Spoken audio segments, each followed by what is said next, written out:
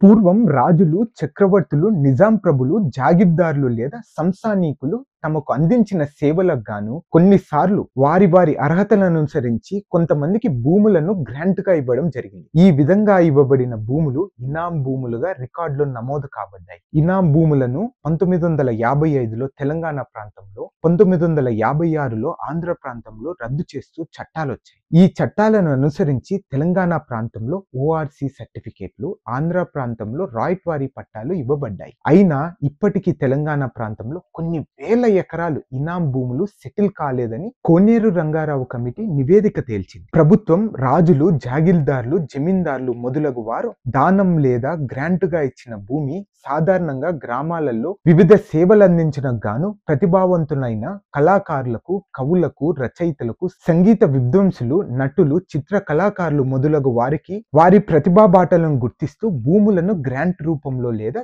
దానంగా ఇవ్వడం జరిగింది. ఈ విధంగా ఇవ్వబడిన భూములని ఇనాం భూములు అంటారు. సేతు సింధు ఇనాం, బి నీరడి ఇనాం, మాఫీ ఇనాం, నౌకరీ ఇనాం, మత సంస్థల ఇనాం, ఎఫ్ ధర్మాదాయ సంస్థల ఇనాం, అలానే బల్వేత్తు ఇనాం, సేలి ఇనాం, కుమ్మరి ఇనాం, కమ్మరి ఇనాం, కద్మీలి ఇనాం, ఎఫ్ బైరాలి ఇనాం. ఇనాం భూములు అనుభవించడానికే కానీ అన్యాక్రాంతం చేయుటకు వీలు కాదు. అలానే చాలా మంది ఇనాం భూములను కొనుగోలు చేసి ఉంటారు. అలా చేసినప్పుడు పట్టా వస్తుందా లాదా అనేది నెక్స్ట్ వీడియోలో తెలుసుకుందాం. Thank you.